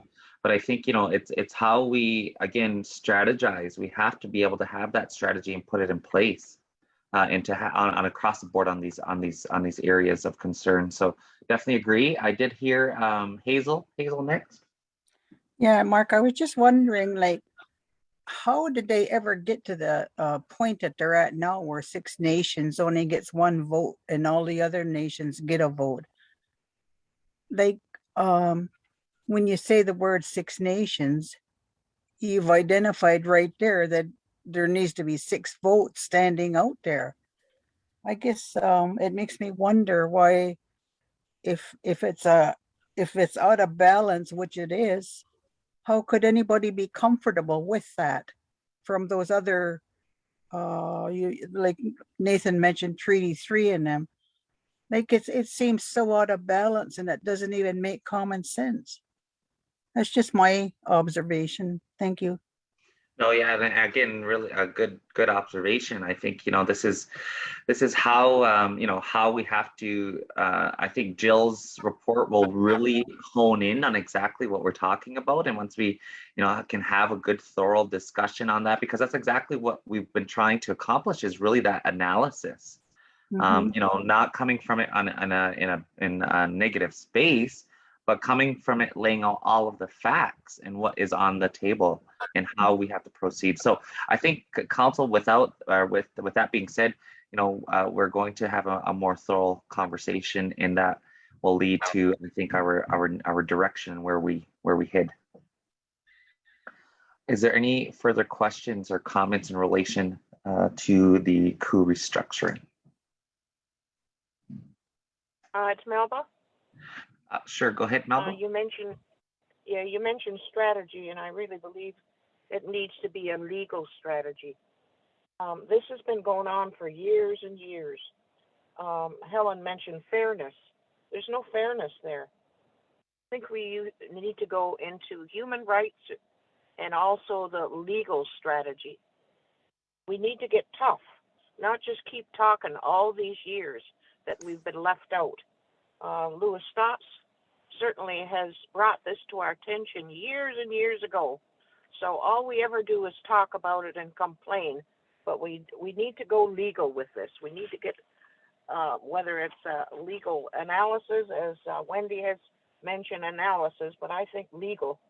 We need to go that route and get tough. Thanks. Again, a great suggestion, and I think that needs to be also definitely included, a legal piece to this analysis. So we'll definitely agree and look to just that. Okay, council, I'm going to shift in now to so again, just to reiterate, Nathan, we'll look to keeping yourself there at that table to monitor anything and bringing forward any necessary issues or concerns or further directives on this piece, and we'll continue to keep abreast of what's happening there. So thank you for doing that. Okay, council, I will move on to political updates. I know this item was primarily, it was brought from Councillor Audrey in relation to her role at Grand Erie, and they talked about the land acknowledgement. So I was directed at that time to have a conversation with Jock, the secretary of the HCC. Tammy and I did have that conversation just on land acknowledgements in general and what they mean. And basically, and Tammy, please feel free to add anything that I may have missed, but what I recall from the meeting is, he still thinks it's an important piece as it's an opportunity to still have that education, and really from a shared perspective that these lands are shared lands. And so that's what he was recommending at that time, is to continue, as best as we can with that shared approach of shared lands, shared resources, and all those pieces. And that was really the conversation around land acknowledgements. I know it was specific to Grand Erie, as they were requesting more of a direction they go in relation to land acknowledgements at their board and so forth. But as we know, we get requests in, and we actually had a conversation on this piece in terms of, when we do get those number of requests coming in to acknowledge. I know Phil has assisted us with this issue as well, in terms of wording and what to say in acknowledging the land. So I know he's been very helpful in that area. But it's something I think we've always maintained, is that shared space and the district once Bloon and so forth. So I think those are some of the areas, and maybe I'll just pause really quickly before I see Phil came on. Maybe Phil has some more comments to add, but I just wanted to check in with Tammy. Tammy, if there's anything further from our conversation with Jock that I may have missed. Oh, that was a good summary. Okay, perfect. Thank you. Thank you, Tammy. Phil, maybe I'll just check in with you and see if you have any comments to add to this. Yes, this is getting to be quite an issue. I totally agree with Jock. I mean, we got the dish with one spoon. And one of the issues I don't think the New Credit understands their history. That's an issue, and help me out, Lonnie, but I think we did a paper and a briefing on this for council, and I don't know where it's at. Is that some action should be taken? Because I just overheard you have a meeting with the mayor of Guelph. Well, I spoke up at Guelph at speakers forum up there, and I had to correct them. They were misinformed right off the lands of the New Credit of the Mississaugas, and it's not a good way to start a meeting when you got to correct their opening welcome. Their heart was in the right place, I'm sure, but they never did their homework. So somebody, they need an education on all of this. So maybe Lonnie could take it over, because we have worked on the paper on this, and it's getting to be a real pain in the ass having to go correct all this all the time. Excuse my French. Yeah, no problem. And I agree with you, Phil. I think it's especially, I mean, the concerns have been raised because it seems New Credit is going along the path of just their own. And it's, when we talk about the shared spaces and the shared resource, we've always maintained it's a shared, we all gather on the shared lands. So, but, to your point, Phil, I think it's something that needs to be brought up rather sooner than later. And, that position paper that you have worked on, in a meeting scheduled with Chief LaForme and his council, because we have to get on record for addressing these concerns. And I do have a concern, especially with our litigation ongoing. Are they going to try and sneak in the back door? They've always ridden on our tailcoats on everything we've done. Appreciate your comments, Phil. Maybe I'll pause really quickly and just check in with Lonnie if he has anything further he would like to add. And then I see Nathan has his hand up. Yeah. Yes, Chief. I've got a draft briefing note for council. I didn't want to put it on this session because we're too busy with other stuff. So it'll be on a December political liaison direction from council on how to proceed on this. And it'll be very informative, very complete, and we can have a very good discussion on it. Definitely. And I really appreciate and look forward to that discussion, as I have some other items that could be added as it is relating to this as well. Just on some of the other areas in relation to like the waterways, the summer games, all of those pieces. Nathan? Yeah, thanks, Chief, and thanks, Phil and Lonnie, for that update. And I look forward to that session in December when we talk about this at large. My only comments, I'll keep them short, are this. I never recommend anyone do land acknowledgements if I'm asked on a personal setting, only because they haven't, or that broader public education hasn't happened around those pieces. And I think that's the important part. If they're acknowledging traditional territory, back to your point, Phil, they got to do the research. They got to do that effort and that work. So that's where I always push back. And if they do want to acknowledge the relationship, I think that's more important for me than, you know, doing the work around the land. But if they want to acknowledge that relationship, that to me goes along further in terms of actual putting action behind the words. Because I think it was Christopher that raised the issue, and I like the way he raised it earlier, was the fact that if they're not going to give us the land back, why acknowledge it as ours? It doesn't make any sense. But if you want to acknowledge the relationship, that's where, you know, for me, the big pieces have to come forward, and then we take it from there. But you know, that's kind of where I'm coming at it. Is not necessarily, and it shouldn't be about land. It should be about the relationship and what they intend to do to repair that relationship. So that's my comment. Yeah, I think that really good comments. Nathan agreed with that. Okay, so I too also look forward to this item in our December meeting, and we'll bring back even further items in relation to this. Is there any further questions or comments under this piece?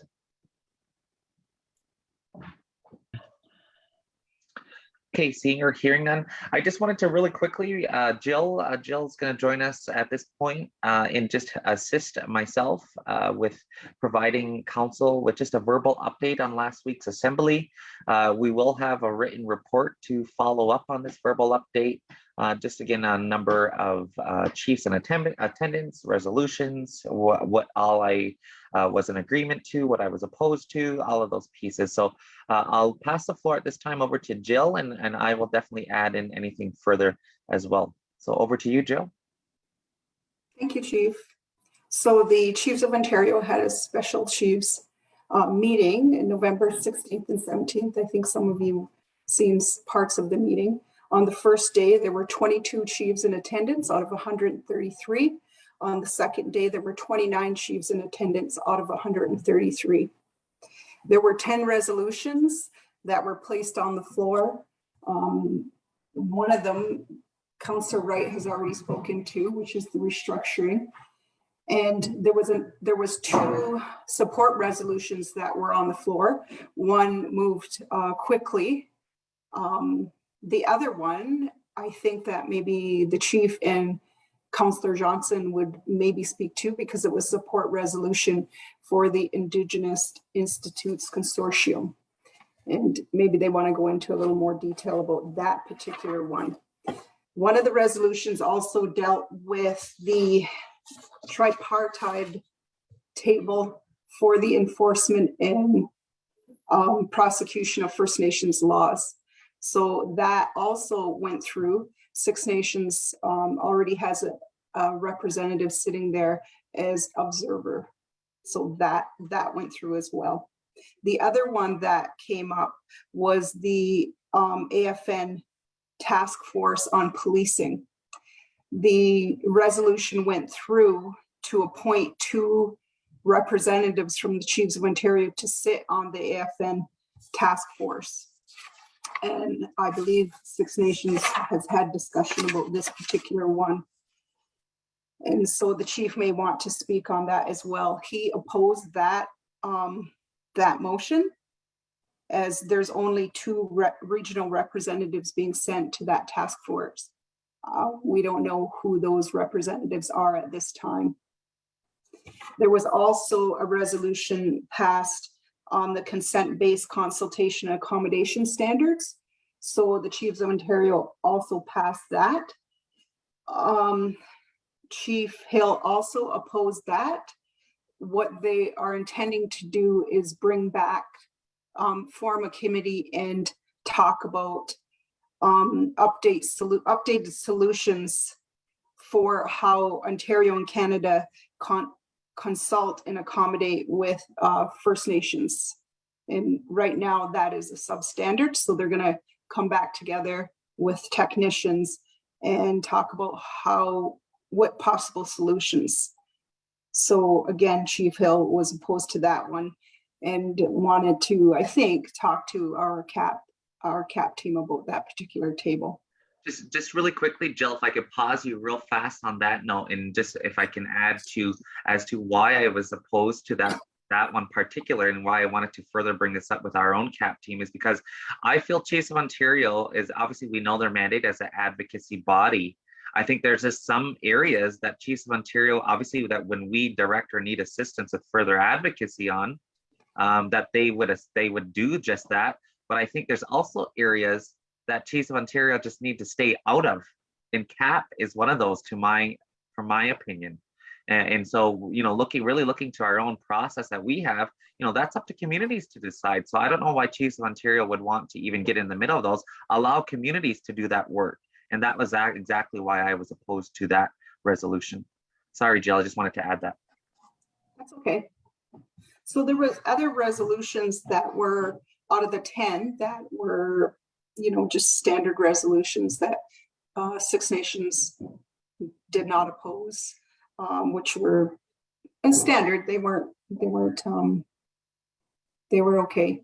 The other issue that came forward was on the first day, Anne Scotton, the Regional Director General for Indigenous Services Canada, made a statement in her presentation that transfer of control, they're working on transfer of control for service delivery to Indigenous organizations. And that caught our attention because what is the definition of Indigenous organizations at that level? So that's just a note, as well as she spoke about the ATR process, and I think Chief Phil wants to speak on that as well a little bit more. So that kind of is in a nutshell what was on the agenda and discussed at the assembly last week for the 2 days. Thank you, Nyawa, Jill, for providing that verbal update. And again, very high level. We wanted to keep it high level for the verbal update, and we'll have a more detailed report written and submitted to full council on the assembly last week, and that will be provided this week. But just to touch on a few of the items that Jill had already touched on in relation to the resolutions. So there were very, again, some that were very standard, retiring of inactive resolutions. In fact, I think I was the seconder of that one as well. Support, one of the two of support resolutions, the first one was for the Medicine Spirit Lodge, I think in relation to federal funding. And obviously the second one is in relation to what council had passed for support for the IIC. The other resolutions, again, very standard, the anti-racism work in Ontario, which passed, again, no opposition. Jill touched on the tripartite collaborative technical table, which we finally have ironed out, where we are in relation to that table in our position as observer status. The participation of the AFN Policing Task Force, I opposed to primarily because obviously we all are well aware we have our own police commission that is going to be also looking to a seat at that table. So I opposed that resolution, saying that just for those reasons, we will be working with our own police commission to see that seat, at that table. The other one, obviously, I already spoke to in relation to the consultation accommodation piece, which I was opposed to, and will still like to further have a conversation with our CAP team just on that piece. The coup restructuring, so that was extension on this, and Councillor Wright continues to sit at that table and appreciate his work there. There was a withdrawn resolution as well in relation to just because the mover and sector were not present at the meeting. So that was the access to ISC data and training, as well as the rising energy costs and the impact on First Nations medical transportation benefits, in which that was carried as well. The other one was the prioritization of the midwifery education for First Nations. That again was I seconded in relation to this and moved by Chief Miracle. And so we're looking for the advocacy of more funding from Ontario for this area. And then the last one, which again, this was all public, so that's why this is in a public forum. The Chiefs Assembly was live streamed, so I'm sure people who were joining online obviously seen all of this work in which we're already speaking to. But I did have concern in relation to, just exactly, and I know our Councillor Johnson has declared, I can't speak to her role as through the IAC, But I can speak to it as the chief and as the mover and as what council directed me to do at the assembly. But there was just glaring concerns, I think, just in terms of the process, as well as just how the chair handled the situation. I think there was more time given to other individuals. It seemed like it was a very biased approach at times, and you could tell that there were certain staff members of the Chiefs of Ontario that were definitely interfering the process of this. As it was noted, the process was followed from the IIC, and also was further followed, from our council and myself putting a resolution to the resolutions committee. It was really quite upsetting that after day one at 6:30 p.m., I received an email the day before we're doing resolutions that, my resolution is being pulled because there's not enough information. There wasn't a report attached and so forth. And that wasn't the case. There was a summary report attached to that. They were more or less looking for the exact direct proposal. We did have Rebecca Jameson on the line as the chair of the IIC. And again, it was noted of the 7 communities that are involved in the IIC, the most opposition came into the 2 of the communities that aren't in the IIC. But that was the other concern that we had is there was 104 representative nations out of that, and that's a majority. And so out of the 133, in fact, it was more representative through that to the IIC than there was in Chiefs in attendance. And I think that is another glaring concern that I had is, just the low attendance of Chiefs. And I think that's something that needs to be discussed, I guess, really looking to the whole relevance of the organization and what it means today and how, it's currently operating. But again, there was, we moved into a few other items that I'll touch on with you as well in the written report and further follow-up to those pieces. But also too, AFN National Chief Roseanne Archibald was also in attendance on day one and made some opening comments, talked a little bit about the larger prosperity table at the AFN. Obviously touched a little bit on the residential schools in those pieces. I did have an opportunity to bring up with our national chief in relation to the anti-money laundering regulations that has the impacts on banking and First Nations. As you know, we've been talking and discussing this item as well. So really looking to start to strategize our pathway and how we're going to advocate for that. Obviously, I'm working as an emergency resolution with Chris Hughes is assisting me at the Chiefs of Ontario to get a resolution on the floor at the AFN next month on this issue so that we can have further advocacy from the National Chiefs Office. We know, obviously, it's through FinTrack. I know there's other communities that have already had meetings with FinTrack. So, we're really looking to how we can, this is definitely a collective issue when we talk about this particular AML regs and how it impacts First Nations and banking and so forth. So had the opportunity to raise that with the National Chief. Also, Minister Rickford was on the line. So obviously, had another opportunity to really push and assert our position in really looking to further support the Survivor Secretariat with provincial funding. As you know, we have not been a part of the IAO process, and that's been a political position of mine and the Chief's office is because of that reason. The Survivor Secretariat was already in place prior to IAO making any process. As noted in my letter to Premier Ford, that was one of our concerns. Is not just the lack of funding, but the process in which the government is handling this. They're saying all the right words: Indigenous-led, survivor-led, community-involved, trauma-informed, all those good pieces, but the process doesn't reflect in what they're saying. And I think that's something that needs to be addressed. And so I had the opportunity to address that as well and further, again, have our advocacy with Minister Rickford on the Mohawk Institute and further supporting the survivors and the Survivor Secretariat. Maybe, again, this is a political kind of just threw this all on you. I'm sure there's lots of questions. I'm sure we'll have more dialogue on some of these items. But really just wanted to give a high level verbal update on the assembly last week. And again, we'll follow up with a written report to the specifics and more details on some of these items and where we need action on these. I'll pause there and look to any further questions or comments on Jill and I's verbal update to the Chiefs Assembly last week. I see Nathan has his hand up. Thanks, Chief, and thanks, Joe, for the information. And I caught some of it as well. And definitely the portions I caught, Chief, you were advocating very strongly on Six Nations, but doing it so very diplomatically, just not in a manner that was intrusive, but we could have been. Let's put it that way.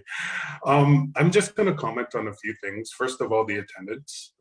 So you had 22 and 29 in attendance. So that essentially means that on the first day, 12 chiefs were empowered to make, because that's quorum. 12 chiefs would have been empowered to make those decisions on behalf of 133. And then second day you had, it moved up to 15. That's pretty appalling. Going forward to have a chiefs assembly that's easily accessible. You would think numbers should go up if it's done so virtually rather than in person. But I'm actually seeing the opposite. I'm seeing numbers continue to go down by way of attendance. And I think that there's a number of reasons why. I would argue going forward that when you have attendance like that, your agendas probably aren't inspiring to leadership. So if they're not inspiring to leadership, then change the agendas. I think that's the important aspect that we need to look at. Is I don't feel chiefs are driving that organization anymore, nor the agendas. So I think there's got to be that fundamental change. The other point I'll bring up was on the ICC. I watched a lot of that debate. And it really shouldn't have been a debate had the information been in the chiefs'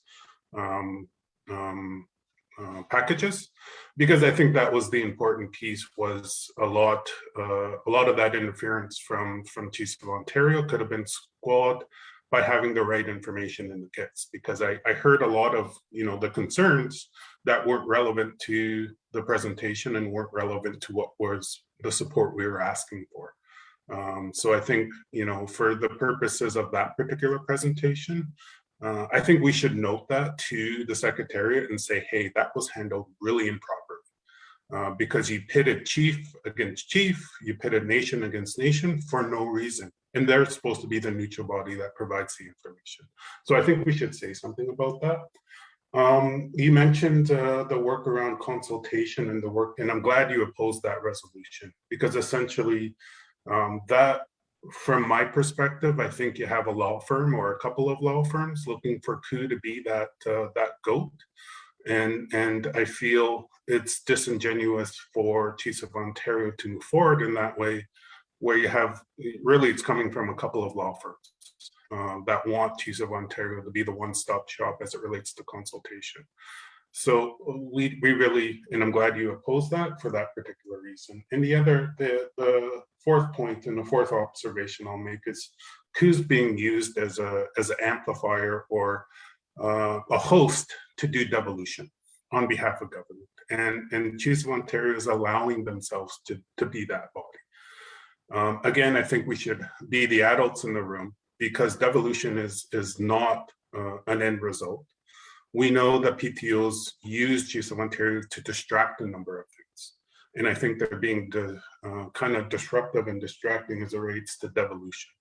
So going back to the point that we're going to come up with our own strategy around that, Chiefs of Ontario needs to get out of that business of hosting those discussions around devolution, because one, I've never seen a mandate.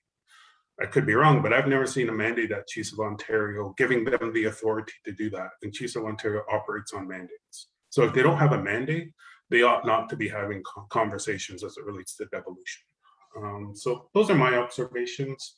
And again, Chief, thanks for your attendance, and you represented Six Nations really well. Thank you, Niall and Nathan, for your comments, and you touched on an important piece on the devolution stuff too. So I think that's something that we need to continue to monitor across the board. I know Helen has brought this issue forward as well. So really looking to that as well in terms of our strategy. I'm going to look to speakers. I have Helen raised her hand, and then over to Hazel. Yeah, I have I have a concern about the whole thing too, like 12 chiefs making all the decisions. There's something wrong. I guess my concern is the policing. We have to make sure we're sitting on that task force. Because Six Nations, as far as I know anyway, is the only standalone police force in Canada. We're different from everybody else. And that's something, that's one of the things people don't understand is we're different from everyone else. So we need to be at that table. If they're going to do this, I don't know why they AFN stick in their nose and everything, but we need to be at that table with the policing. So I have a real concern about that. I don't know. I have a concern about just how things are progressing. And I think Nathan probably did good, said a lot of words I wanted to say about what's the way it's going, how things are turning out and the way it's going. And I have a real concern.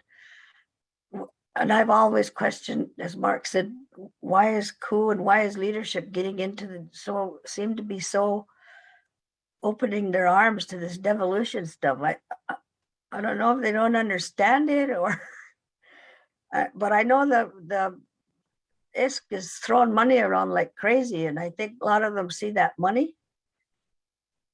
I have a concern about that too. And my other comment I just wanted to make in regarding to the number of chiefs that attended the assembly, I think connectivity is a big issue for a lot of the chiefs.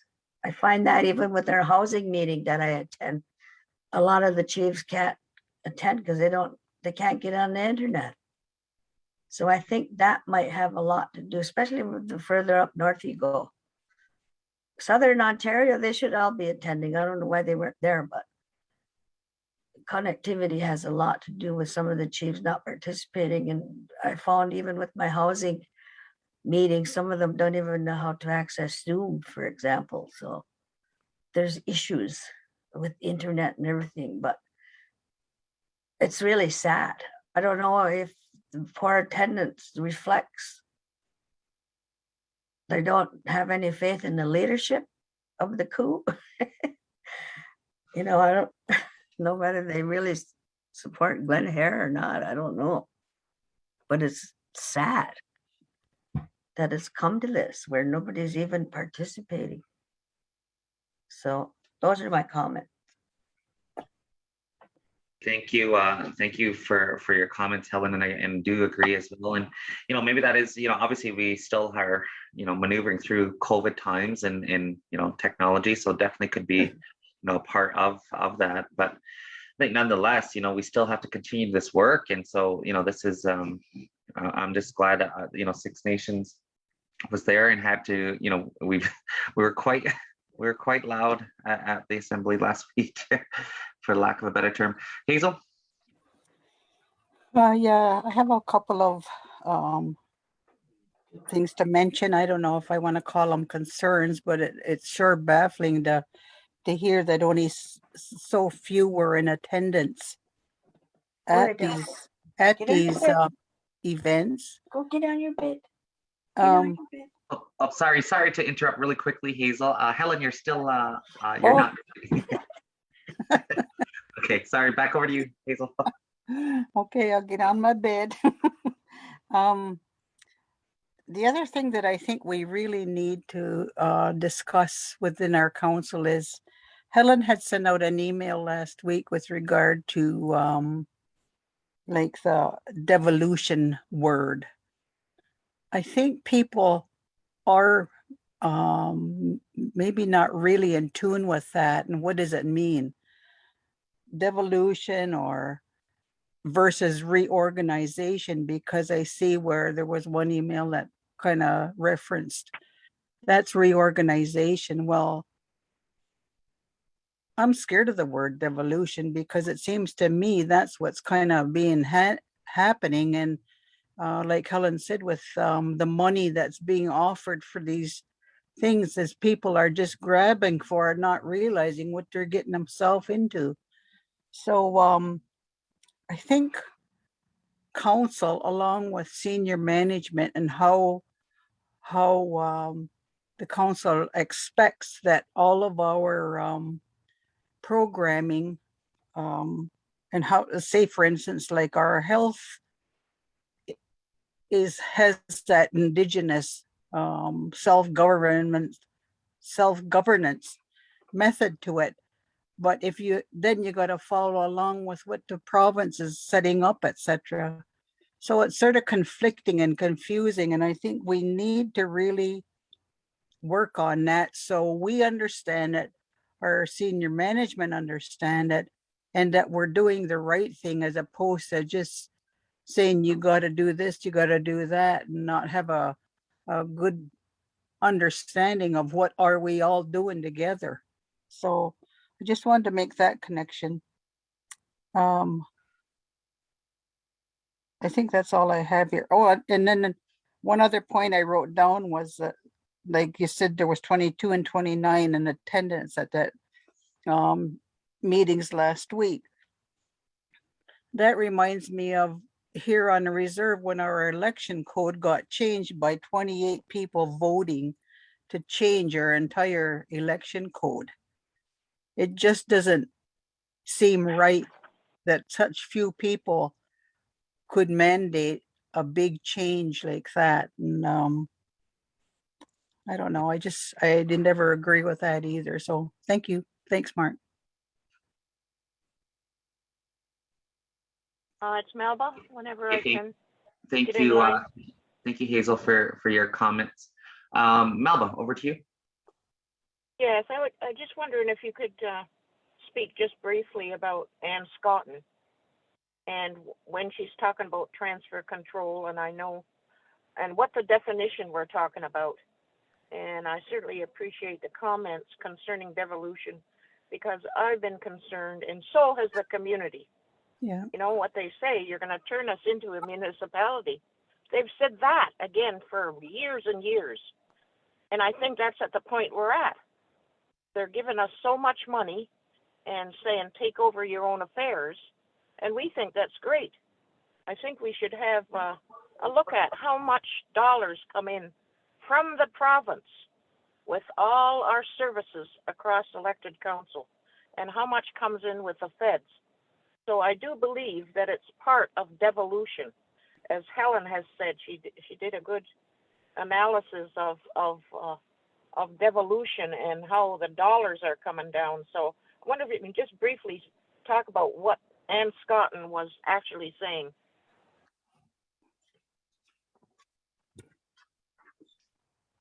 Thank you, Melba.